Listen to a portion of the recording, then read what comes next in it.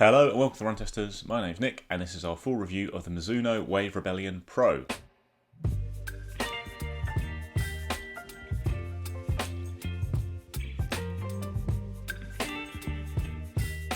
So the Wave Rebellion Pro is Mizuno's new top-tier marathon carbon racing shoe. It's just launched in February of 2023 and it comes a little bit cheaper in the UK at least compared to many other carbon shoes. It's £200 in the UK and it's $250 in the US. It is pretty light given the size of the shoe here. It weighs 233 grams or 8.2 ounces in my UK size 9. And the stack height is listed as 39mm at the heel and 33mm at the forefoot for a 6mm drop. Now obviously stack is interesting with this shoe because there is this big chunk here and then the heel's a bit lower, but it's race legal. It's on the World Athletics list as completely race legal, so you don't need to worry about that in your road races. But obviously it's quite a distinctive looking shoe with the midsole being designed in a different way to most shoes out there, and actually a way that I think we're going to see a lot more of going forward. So the midsole foam is Mizuno's PEBA based Energy Light foam. There's two layers of that, with the top layer being a little bit softer than the one underneath. Running through that midsole you have a carbon infused but mostly nylon plate. It's actually 30% carbon and 70% nylon, and there's actually also a cutout in the forefoot of the plate, just where they've reduced the weight of the plate by cutting some material out, but that also creates a more comfortable feel under the forefoot during long events. The plate also has a little wall on the medial side. It comes up basically at the side there to create a bit more stability, because stability is a concern with this shoe, as you imagine with all these midsole cutouts. The shaping is obviously very dramatic as well. You've got the big heel cutout there to push you onto the midfoot and forefoot, with a real sweet spot being in the midfoot of the shoe, almost at that exact tipping point on the shoe when the heel cutout ends, and then you've got very aggressive and pronounced forefoot rocker. So the whole geometry of the shoe is just set up to get you landing on that sweet spot there in the midfoot and then rolling forward and getting a nice bouncy propulsive ride. The upper is very lightweight. You've got this minimal engineered mesh upper. There's a little bit of a heel counter there, some stiffness at the back, but not too much going on. There's some internal layering as well to create some structure, but in general it's a lightweight material to keep the weight down, and that's exactly what this big cutout does as well for the shoe. Like, this is huge. It's a massive deep canyon running through the middle of the shoe and this extra bit cut out on the side, and I think this would make it a very unstable ride, but that hasn't really been a problem for me during my runs, and it does obviously reduce the weight. Then you've got Mizuno's G3 rubber outsole, so pretty much any bit of foam that is going to come into contact with the ground has this rubber outsole on it. It's gripped pretty well for me, and it seems quite a firm material that's been quite hard wearing so far. So the grip's been there for sure, and hopefully durability will be as well. So the Wave Rebellion Pro has fit me very well in my normal size. It's got fairly tight fit at the forefoot in this version anyway. I don't know if there's been any changes to the more normal looking colours that have gone on sale at the launch of the shoe, but yeah, has a fairly tight fit at the forefoot, but in a way that I think is really good. It's a perfect racing fit for me. I do have a fairly narrow foot, so this suits me very well. But yeah, overall, I've had no problems with the fit anywhere on the shoe. Toes, midfoot and heel have all been perfectly good, true to size. So I love the Mizuno Wave Rebellion Pro. I think it's the most exciting new carbon shoe I've tested in a long time. Like, they all can start to feel a little bit similar underfoot in a way, because a lot of them do have quite similar designs. Now with the World Athletics limit in place, everyone cottoning onto the idea of things like PEBA foams, soft foams, bouncy foams, scooped plates. They are all almost converging, but then something comes along and I think really does change up what we might expect from a carbon shoe going forward. It's very unique and aggressive. Midsole geometry I think works really well, and that's despite the fact I am a shuffling little heel striker and not the big kind of bounding midfoot forefoot runner that you'd expect to get the most out of these shoes. But it does kind of force you to run in a certain way. But if you can get into sync with the Wave Rebellion Pro, I think it's right up there as one of the best carbon shoes going, and probably the most fun carbon shoe going, which is another big thing as well. Like, it's really great fun to run in this shoe, and that's really down to the fantastic midsole design you've got going on here. So for out of the box, I took it for a long workout. I've got a first run video up where I was running a couple of sets of 3k at around 3:45 per k pace, and then 5, 4, 3, 2, 1 minutes on with a minute's break in between, running sub 320 pace, so pushing towards half marathon 10k pace for me, and it just felt really nice for all those different paces. And on that run, you know, that fairly long run ended up being about 24k long. It was a very comfortable shoe as well, so I just felt it was great. You do get a very, very bouncy sensation from this shoe, but when you lock in and start running fast, it does feel very propulsive, and it really happens when you hit that sweet spot on the shoe. So I talked about the video of me being a heel striker, and there's people saying, you're not a heel striker, I can see in the cutaways you're landing on your midfoot, but there's no real heel on the shoe, so you are landing there almost out of necessity, especially when you're running fast. Trust me, I'm a heel striker. There's plenty of videos out there showing me heel striking, but with this shoe you do move a little bit further forward because of the aggressive bevel and that rocker design. So since then I've done some shorter stuff in it as well. I did did a couple of track sessions running mile reps and then even down to 400 meter reps, and just felt very cruisy in control in this shoe. Like it's fast and it's tipping you forward and it's helping you go, and even when you're really struggling. So in the mile rep session, I was coming back from not doing a lot of fast running and just did 3 mile reps with just 2 minutes off in between. So tiring session, and did the first one in just over 5 minutes and then a 5:15, feeling completely flat. I was meant to be running quite relaxed, but you can't run a mile rep relaxed. So I was doing like 2 laps, feeling in control, and then suddenly everything starts falling apart because it's a mile rep. And then the third rep was basically the same pace as the second, despite the fact I was still very tired. And that, I think, was just coming down to the shoe helping me get into that rhythm and just keep going. And even though I was tiring and your form starts to go, it didn't seem to be really punishing you, this shoe, for that. Like, I did think when I was using the shoe that if you start missing the sweet spot on the shoe and running tired, sitting back on your heels more, it would start to feel very awkward, but it just didn't at all in that session. And that was true as well in the 5k race. I did it in my most recent run in it. We've got a video up on the Friday night under the lights race, which actually came in just under 16 minutes, it turns out, on the net time, 15:59, which I'm very happy with given my current fitness level. And the shoe just felt really good in that race. And once again, it feels at its best when you're running well, hitting that big landing zone it's designed for you to hit in the shoe, where you get the most bounce, the best rocker, the most propulsion from the shoe.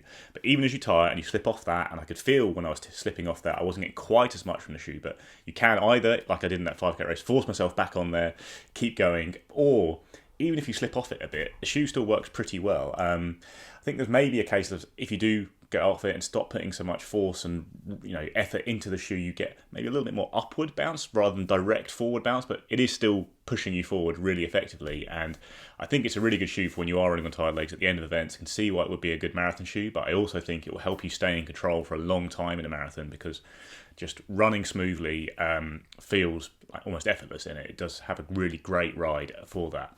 I've said a couple of times now, and I do think this is really the case, this really reminds me a lot of the original Nike Alphafly, which was another shoe that everyone say, you've got to land midfoot, forefoot to get the most from it. And this is one thing I always say about, like, foot strike isn't the be-all and end-all of your running form. Like, I'm a heel striker, but loads of other factors to my running form. Like, I have a very high cadence. I don't have very long stride length. I shuffle a little bit. And all these things add up to different runners. And shoes, people say, aren't designed for you.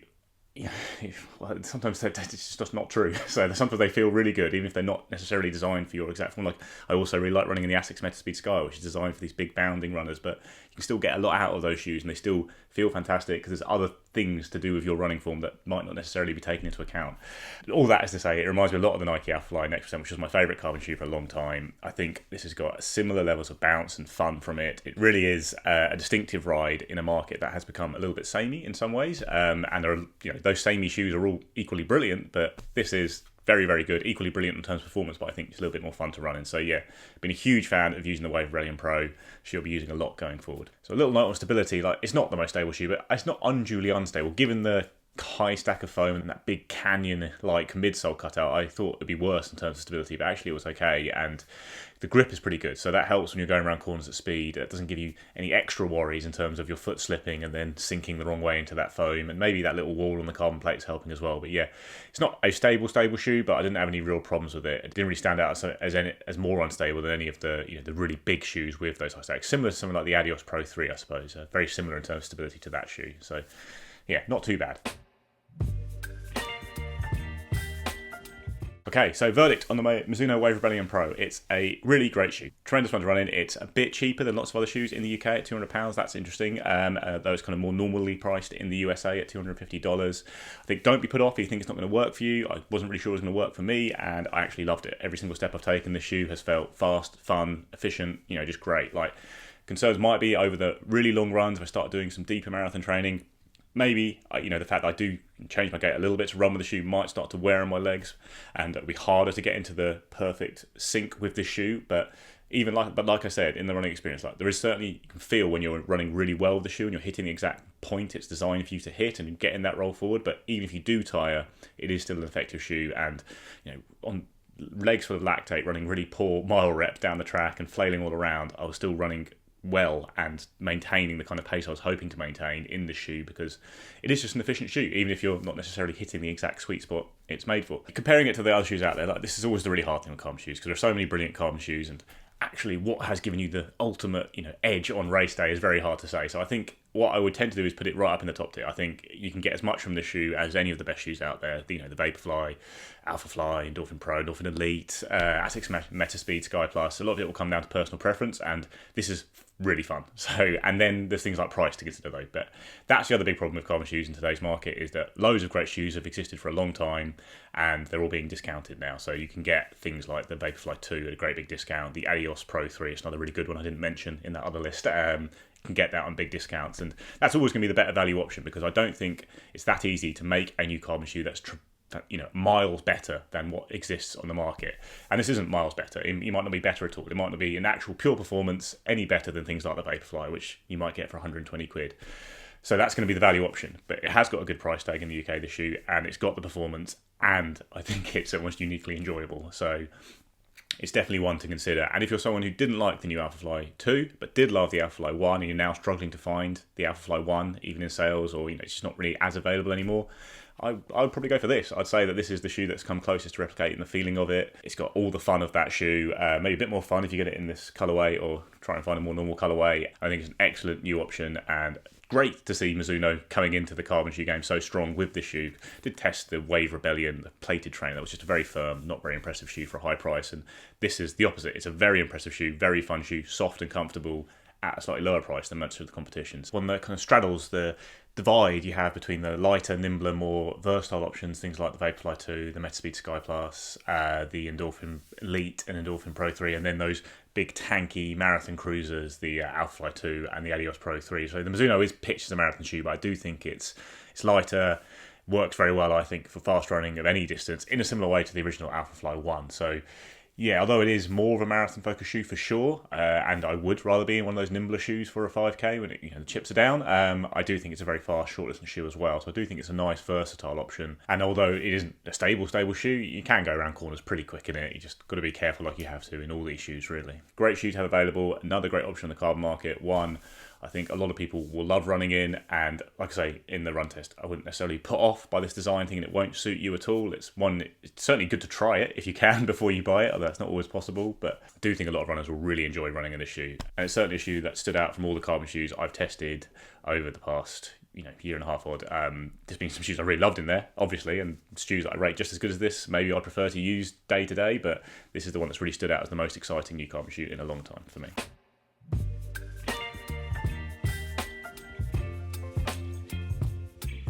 So that's it. That is our review of the Mizuno Wave Rebellion Pro. Big fan of the shoe, as you can tell. Let us know if you have any questions in the comments below. We'll start working through some direct comparison videos to other carbon shoes over the next few weeks. Let us know if there's anything particular you want me to have it discussed against. We'll probably start with the Alphafly 2 and we'll go from there. But please do like, subscribe, ring the little bell, and we'll see you next time.